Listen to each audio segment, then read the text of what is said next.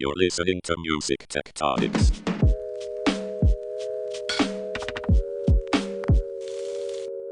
Hey, everybody, and welcome back to Music Tectonics, the podcast where we get to talk about all the exciting seismic shifts that are changing the shape of music and music tech. I am your very irregular host, Tristra New Year Yeager, strategist at Rock, Paper, Scissors, and we're a music and music tech PR firm and the crazy people behind Music Tectonics in all of its virtual and hopefully someday, once again, physical forms. Today, we have a really interesting guest who has a very specific fascinating viewpoint on what's going on with the way we are enjoying music right now and engaging with music. Stephen Blackwell from Alpha Data. And Stephen, thanks so much for being on the podcast. Happy to be here. Thanks for having me. Oh, it's absolutely a pleasure. Oddly enough, one of the things I love is talking about data and especially listening data. So this is a treat for me. Can you tell us a little bit about Alpha Data and your role there as president and anything about your background you think will be of interest to the listeners? For sure, absolutely. Happy to dive into some detail there. So I have had the good fortune of spending my entire career in music. And whether that was through media, whether that was through technology as it is today, or a mix of media and technology, I've had the great pleasure of being able to afford being part of the music space in one way or another, which derived from being a very, very mediocre songwriter and mediocre guitarist, when I was a kid and spending a lot of my time in bands, kind of traveling around the country and growing up that way.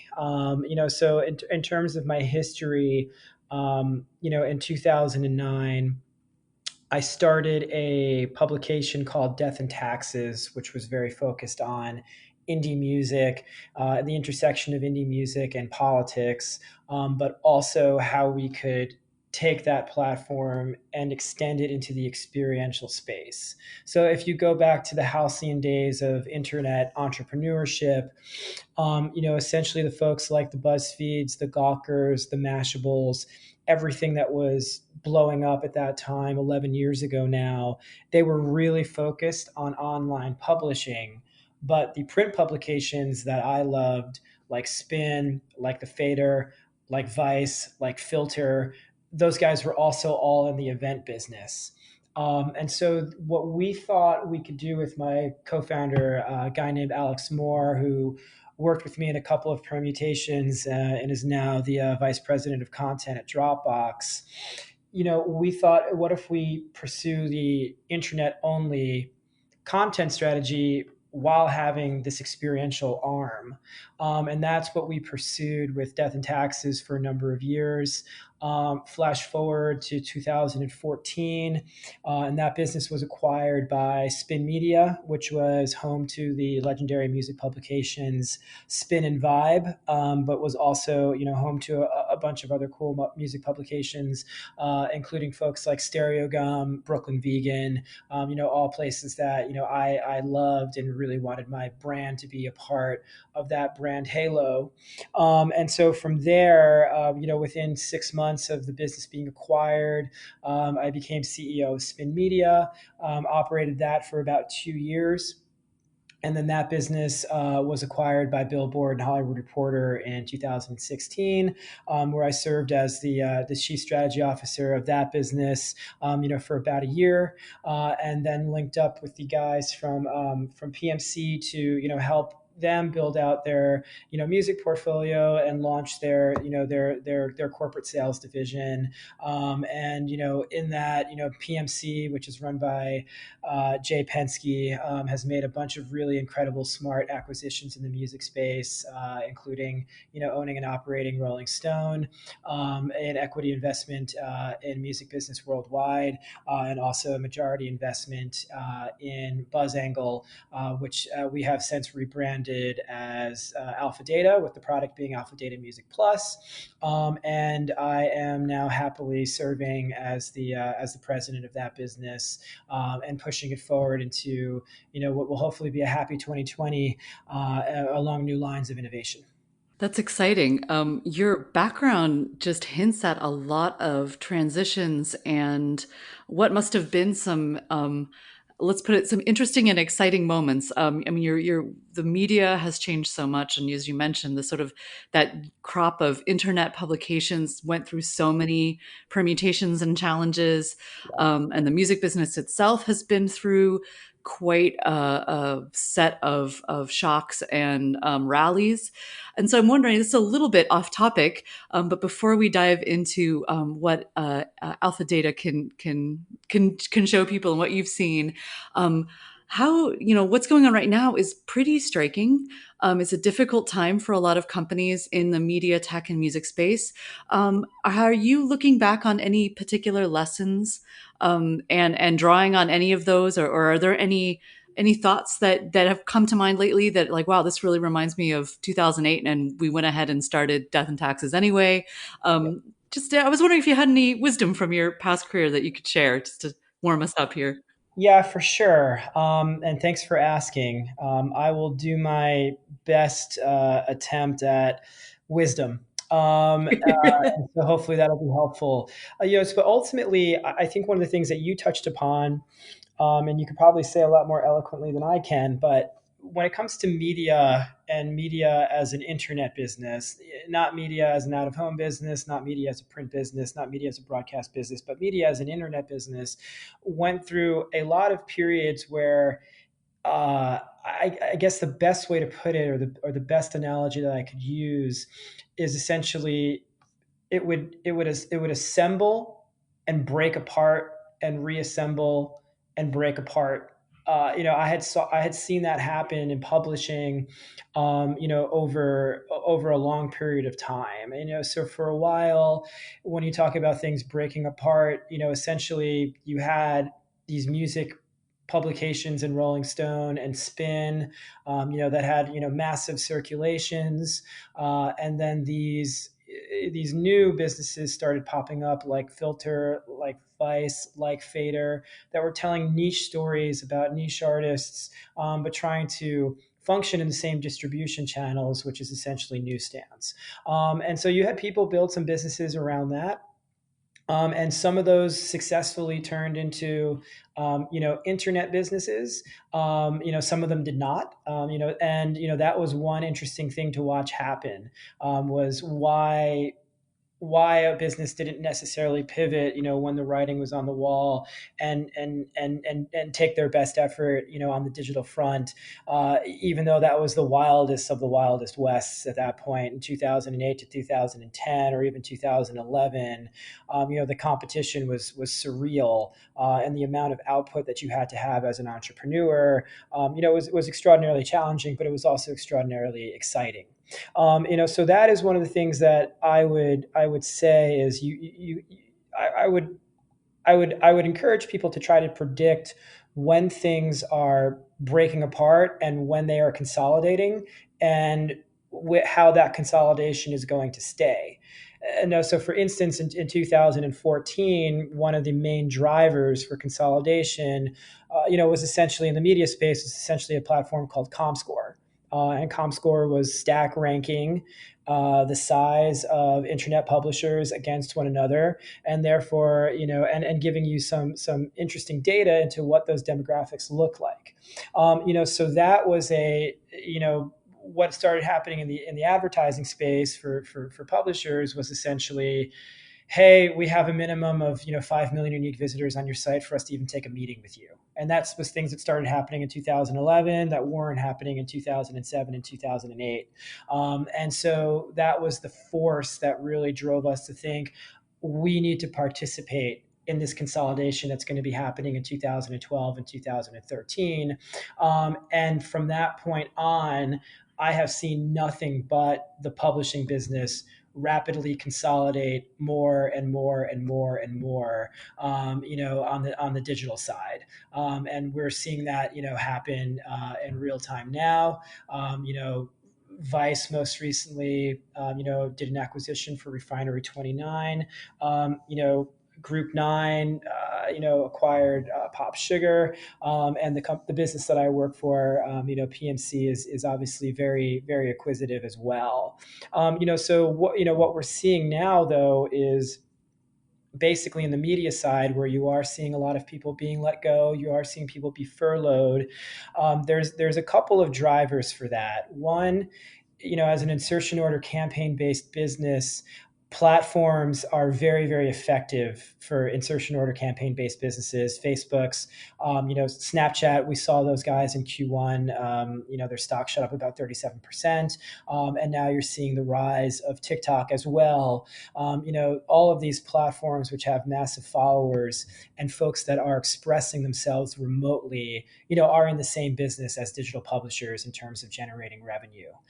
So those are all things that, I think people need to be thoughtful about is, how they are sitting in the line of value creation, where they're sitting in terms of how their user interacts with them. And so in that regard, B2B content, content that's going to help you understand your bottom line, improve your bottom line, is going to continue being of importance, while consumers continue to, flock to these platforms to find out about new trends, and learn more about each other as a community. So those are some of the trend lines that I think that people ought to focus on when you're playing in some of these spaces. That's a really interesting perspective. And what I loved that you brought up, and this is the perfect segue to alpha data, is mentioning data charts or rankings and decision making. So I'm wondering if you could give us a quick insight into how alpha data is generating charts and other analytics tools for people in the music business, and I know eventually in other entertainment businesses as well. That was a plan that's been longstanding for BuzzAngle. So tell me a bit about the importance of charts today as you see them, both from a media side maybe and from a music decision making side. For sure, absolutely. So I'll touch upon both of those in order. From a media side, it is extremely gratifying to the artists. It's extremely gratifying to consumers as a discovery tool to understand what's number one, why it's number one, and how that unites us and brings us together as a culture. And I have consistently believed that is just a beautiful thing. And I have consistently believed that music is when it comes to unification and when it comes to a representation of what people believe as a community, I continue to believe that music is the force multiplier, which is why it's something that I have been so passionate about and remain so passionate about. And as a funny aside, but which is not totally analogous to what we're talking about today, but the many years ago, the Maharishi, defined the Beatles as four angels because when they appeared on the Ed Sullivan Show, there was no crime reported in the United States during that hour because everyone was glued to their television sets, witnessing this momentous cultural occasion that was so powerful you just couldn't look away from it. And I think that power remains today and manifests itself in different ways. Obviously Drake, he just put out "To See Slide." That's performing phenomenally well. Of course it does because it's a Drake song. But he also produced this incredible video of which really encapsulates what we're all experiencing right now, in CV-19, in living in isolation. But the brilliant part of this as well is, that he also created this TikTok challenge of, everybody, or whether that happened organically or not, you've got so many people of all calibers, whether it's Justin Bieber or your next door neighbor, showcasing themselves doing, "To See Slide," on TikTok, along with the music. I just think that there's something just absolutely wonderful about that and magical about that art and music can galvanize people, to connect in so many different ways across so many different mediums and so many different platforms, especially in an environment like this. So that's what I continue to see the value, of a chart, and for people to understand what's popular and why it's popular. And the other thing that I'll dive into here too, which might be a little bit sentimental, but I'm not afraid to express myself when it comes to this, is that culture, by my lights, tends to go the way that music goes, and you can sort of see that in a non-scientific way. But one of the other beautiful things that I haven't done the total research on, it probably is a good way to spend a Saturday or Sunday afternoon at some point. But one of the things about it is we live in this age now where we had an African American president. We have African American representation across all levels of government and leadership. And that dials back into some African American artists having huge number one singles and being at the tops of the charts for weeks and weeks and weeks and weeks and weeks on end. So I always bear witness to that, as the artist representing a sense of empowerment for the community and the people that they come from. And I think that that's doubly true of what's occurred, with female empowerment, and how that dials back to somebody like Madonna, taking the charts, by storm, back in the 80s, and becoming one of the largest cultural pop icons in the world. And how that has since waterfalled into women having a lot of representation in government, women having representation at leadership across all levels, and across all segments of capitalism. And so I would really like to think that the association between the power of music and what those artists represent and what they've brought changes culture and changes our aptitude to accept other people for who they are. Cool. That's I love the big picture thinking, and it's exciting to think that something that seems forgive me, this is your business, but it's a chart. It's a chart, and it's a chart of the top 10 or top 100 artists or whatever. And some people tend to think that that's not a big deal, but it can be perhaps a bellwether for something, for bigger sea changes. That's really, really cool. That's a mixed metaphor there. Blame it on isolation. So let's get a little bit more. I want to hear a little bit more though about how these things come together. How do you gather the data? What kind of sources? How do you weigh them? I mean, of course, we can't give away the full algorithm for deciding a chart for an outlet like Rolling Stone, but how do you guys go about putting a chart together? I think people have a lot of folks out there may have never really thought about that in great depth, but there's a lot to it.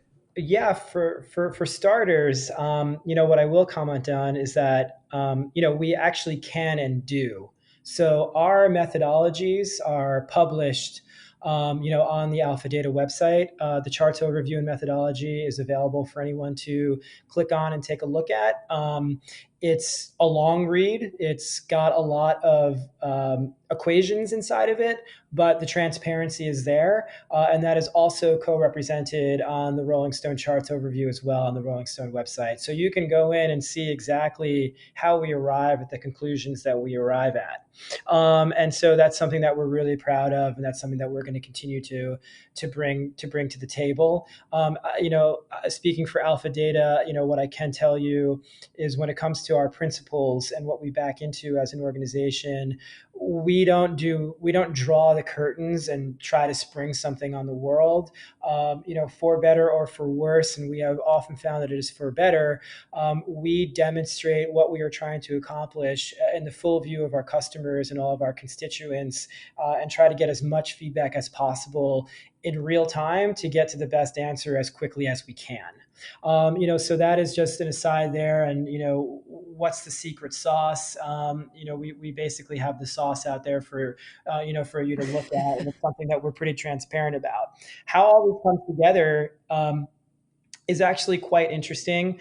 And it takes a little while for everybody who's participating in the music industry, to become comfortable with these stack ranked lists of dissimilar consumption types, which is what Billboard is. It's what the Rolling Stone charts are, and it's what Alpha Data does, as a business as well. And so the reason that there's any tension is because the platforms on which people listen to music and consume music are all different, and they all have different parameters, and they all endeavor to provide music to you, in different ways. And these what I'm about to express right now is all publicly available information because everyone is using these platforms. But when you're going on to Apple Music, that you got a trial period, and then after that, it's a $9.99 a month ecosystem, and there's no ad supported. So Apple have one type of consumption in Apple Music, which is paid streams. Spotify have a different point of view. There are plenty of people who are using Spotify right now who are ad supported only, and there are decamillions of people who are paying for the service. And so the economic value of the consumption type between a paid stream and an ad supported stream are different. And they're different for very, very obvious reasons. That one is a transactional set of data, and one is a non-transactional set of data. When you're a subscriber, to a service, you get a receipt. There is a transaction that occurs between you as a user and the platform that you're using. If it's ad supported, there's no receipt. There's no transaction. And so that is the difference in the consumption types, and that goes on and on and on. There's demand streaming, which is when you go and click on something, and then there's program streaming, where you basically dial into a radio station like Pandora. So there's a million different ways to experience music, and that diversity creates a lot of beauty, and that diversity creates a lot of discovery, but it also creates a lot of competition, and a lot of competition in what the true economic value of a transaction ought to be. And so what we do is that we partner up with the major label groups, and we partner up with the data service providers, and we arrive at that conclusion of an industry sanctioned chart, which is a process to go about developing. It's also a process to go out and get this data from these providers as well. So it really comes down to trust. It comes down to authenticity, and it comes down to basically wanting to create diversification and more competition, inside the music space, so that the artists that are most deserving of your attention, continue to flourish. And so that's the art angle, and that's the experience of how the consumer will interact with an artist. But when a consumer is interacting with an artist, they have no concept or care of that artist label's share of market or the data service provider's share of market. They care about experiencing the art. But the share of market is extremely important, to these label groups. The share of market is extremely important to the data service providers, as well. So we provide an independent third-party resource, in order for them to understand their market shares and establish those market shares going into the future. Yeah, that sounds like a lot of interesting negotiation, Yeah. and really probably some tough calculations, and that's fascinating. So we've had a crazy Q1, very the according to the old curse, may you live in interesting times. It's been extremely interesting. I'm wondering if you can share any insights or dynamics you guys have noticed. Anything? I know there's been a lot of reporting about streaming falling, but subscriptions going up, and there's been a lot of interesting Q1 earning reports and some genres are doing well and some are stagnating. Tell us a bit about how you guys see things, and what you're seeing and what you're foreseeing for perhaps for the next couple months. Yeah, for sure. So, one of the amazing things about audio and audio as a medium is that it can always be with you. And by saying that, I also do want to comment that people do understand and experience YouTube largely as a video platform, but YouTube Music is also very much in the audio space, right? So all of these platforms are manifesting themselves on audio, and audio, you can do so much in your daily life with audio as a companion, that and video doesn't necessarily act as a companion. The video, you obviously need to train several senses on it, but certainly sight and sound have to be trained on a visual medium. And obviously, when you're focused on something visually, that takes you out of the game of doing anything else visual, right? So you can't ride a bike, you can't exercise, you can't drive if you're at least for right now, until self becomes more prominent. You can't do any of those things, if you're glued to a screen looking at something else. So that's really where the power of audio manifests itself, and also why we've seen such a tremendous rise in podcasts, because audio, remains the ultimate companion. And so the thing that's quite interesting there is people's daily lives have been completely upended, and audio as a companion, has shifted. So people are not driving to work. People are not going to gyms and exercising with their headphones in. People are not getting on trains and commuting to their friends' places, or to their workplace either. So all of these things where audio represents itself as a companion, that's been flipped on its head, since we're essentially all home all of the time right now. So it doesn't take, looking at it from the viewpoint of audio companionship or audio as a companion.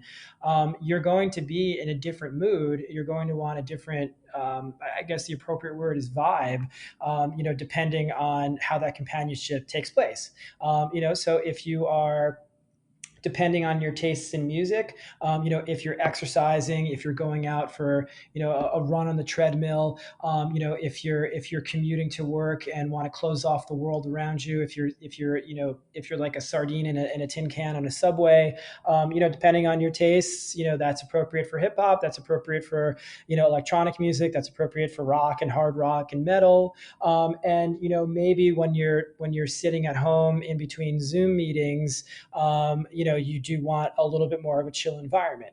And that's why, even in his earnings call, Daniel Ek talked about classical listening, being on the rise in Spotify.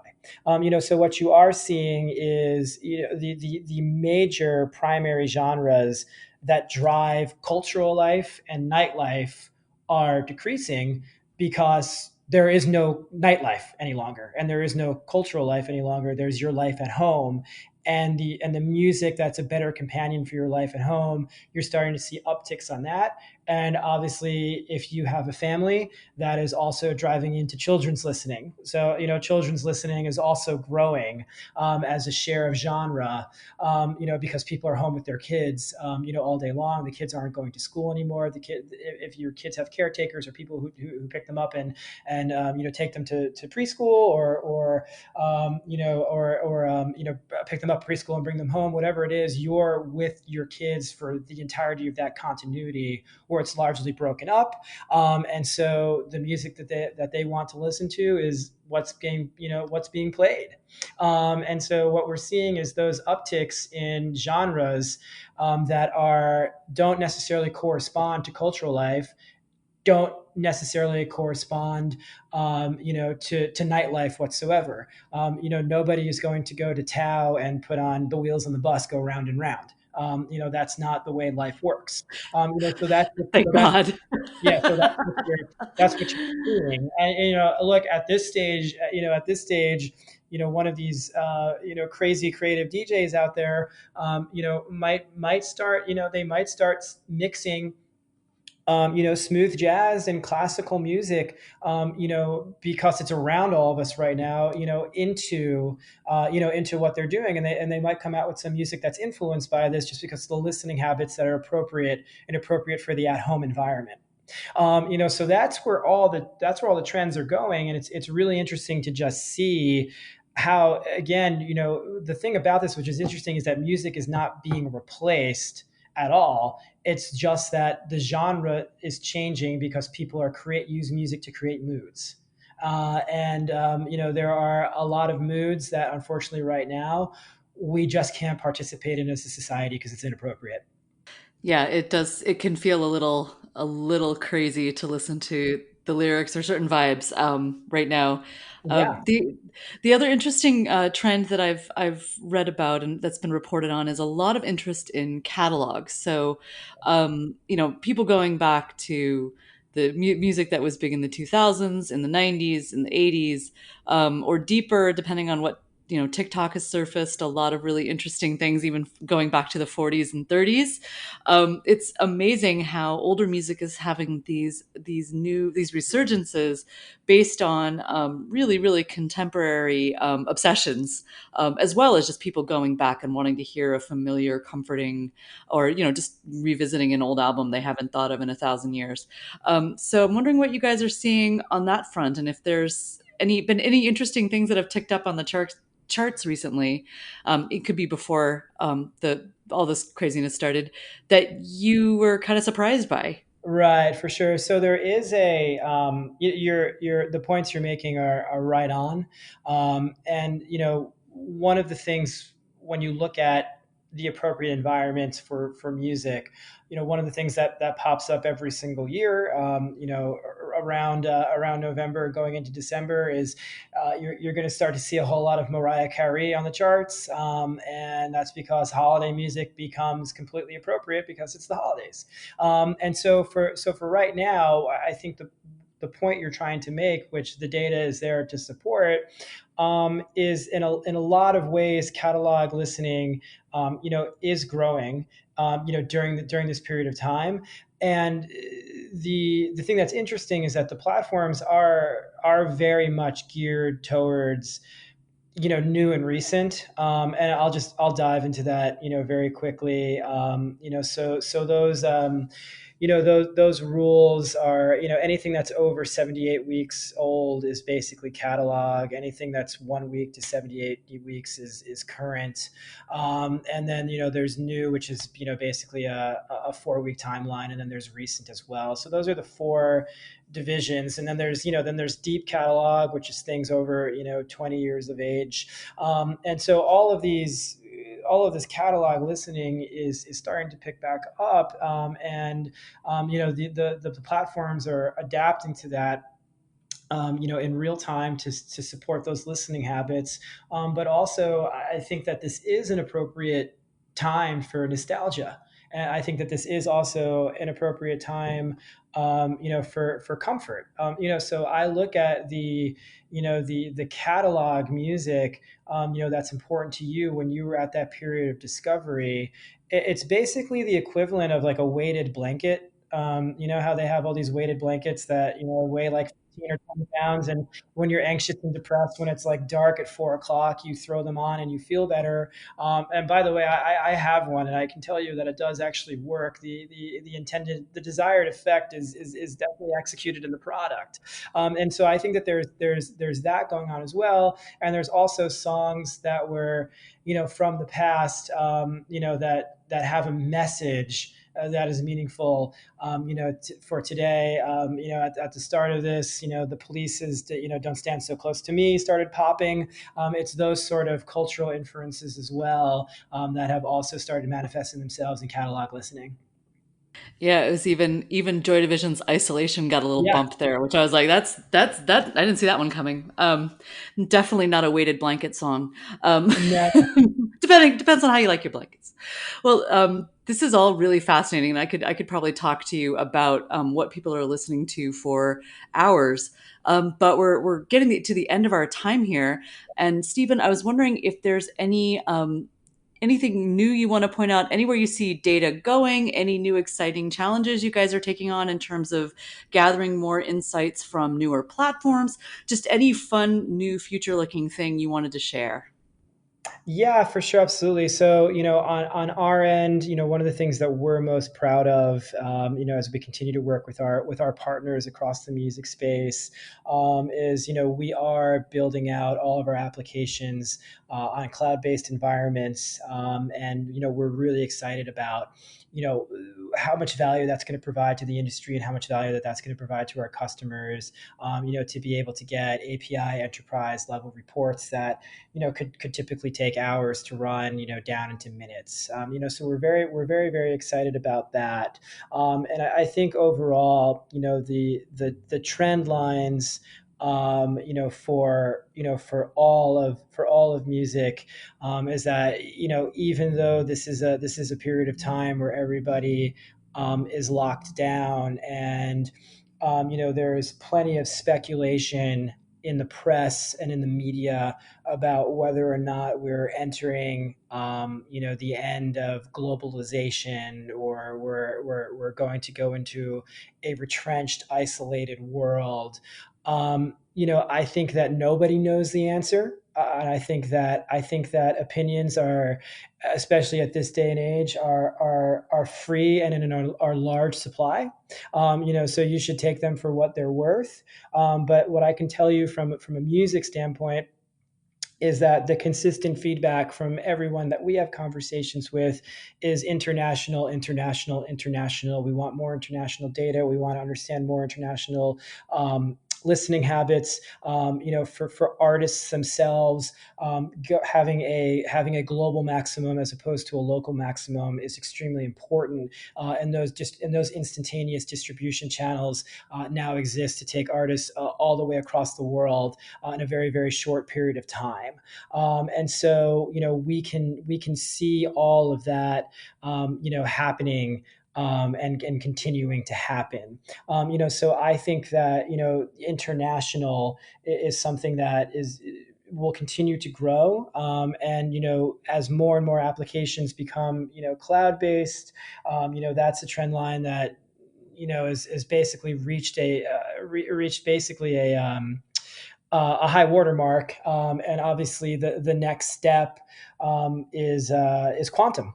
And I don't know. I'm not smart enough to tell you what quantum's effect is going to have on music. I'm not smart enough to tell you what quantum's effect is going to be on music technology. But I do know the thought of instantaneous communication across artists is something that's very, very, very, very exciting, and instantaneous distribution.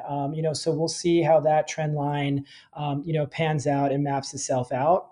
And just going back into, the world sort of following music's lead in a lot of ways. It's probably a good time to, as we hear this speculation about isolationism and retrenchment, it's also probably a good time to point out that, in 2017, Justin Bieber, and his rendition of Despacito, was on the top of the charts for 13 weeks, and was one of the most consumed pieces of music or pieces of art, basically of all time.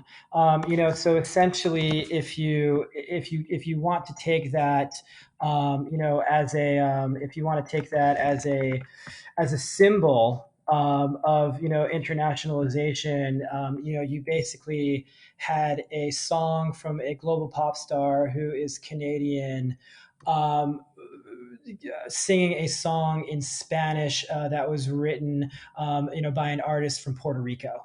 And I think that type of collaboration, and I think that type of innovation is going to continue apace. And I do not think that we are going to run far afield from that, based on the technological landscape that we do have and the distribution that's facilitated by the technology we have in place.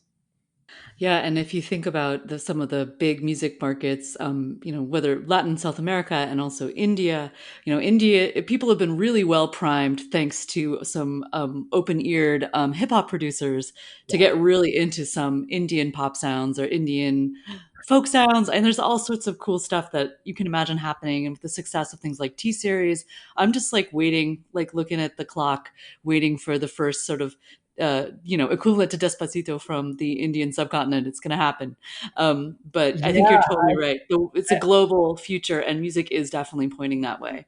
absolutely. Yeah, and I don't have a shameless plug here by any stretch of the imagination, but Raja Kumari is an Indian American Oh rapper and yeah. singer, and she's someone that everyone ought to really pay attention to. And so that that globalized world that you just described so eloquently, I think is going to continue apace, and we're going to try to drive that through our products and our features, so people can understand the pace at which they have to distribute and the pace that they have to innovate. Great. Thank you so much for taking the time, Stephen. This was really fun. And it was great to cover all these topics from the media to music. And we even got to talk a little bit about quantum computing. That doesn't happen every podcast. So Try to grateful for squeeze that in. I try to squeeze it in every conversation. that. Thanks so much for the time, Krista, and just let me know how I can be helpful with following up with anything. All right, awesome. Thanks so much, and thanks everybody for listening.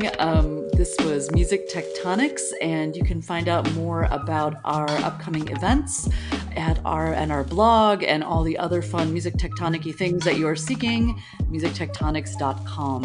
Thanks so much, everybody. Take care.